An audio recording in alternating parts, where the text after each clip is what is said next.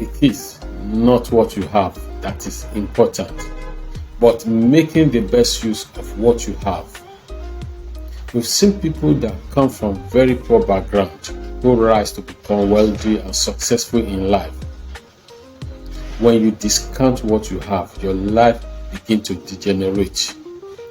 Recently, I saw about 3-4 videos of people that seems not to have what it takes to succeed in life, yet they push to the frontier of humanity.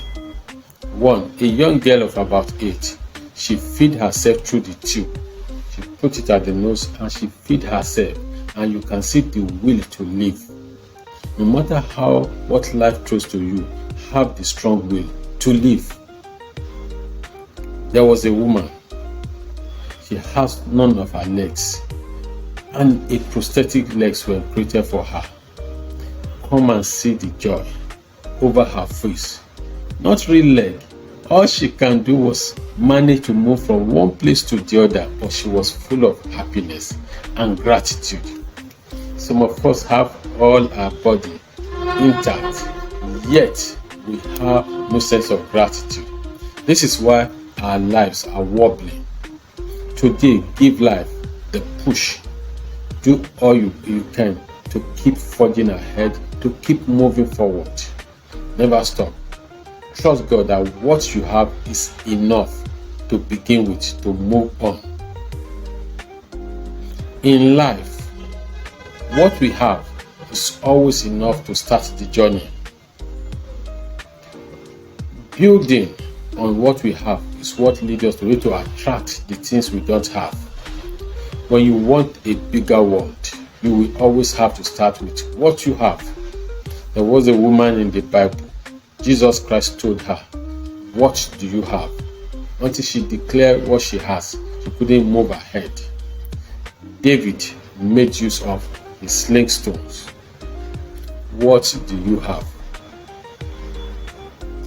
Moses made use of a stick. Look around you. There's always something that can bail you out of the circumstances you are. I also want us to look at people with various disability. I've seen a guy, they call him the most ugly guy in the world. He rose through the rank to become somebody known globally because she didn't get depressed. When they were asking for the ugly people, he came forward, and today he's successfully married. In my country, we have some young individual who we call dwarf or midget or dwarf rather. They were able to beat the odds of low self-esteem, and today they are renowned in their various fields. I know of a lady with more or less doubling her head size, and she's doing fine. It is the communication within you that gets you hooked down. The conversation within a man is what determines whether he will rise or he will fall. When the conversation in you says you are defeated, the demons that will keep you down will assail you. But when the conversation says you are rising, God will bring all the forces to aid your ascension, to aid your rising, because you have changed your mentality. You have a new set of thinking that says what you have is enough to start off, to launch out, to become more. Life is demanding from each and every one of us more. When you fail to create more, you degenerate. Check through the universe. Virtually every object God created are always in motion. The sun, the moon, the stars, they are all in motion. So there is no room for someone to be static. When you try to be static, you begin to fall. Don't be static, move forward. There is a saying of an antelope in Africa and a lion. The lion must outrun the fastest antelope, else it will die of hunger.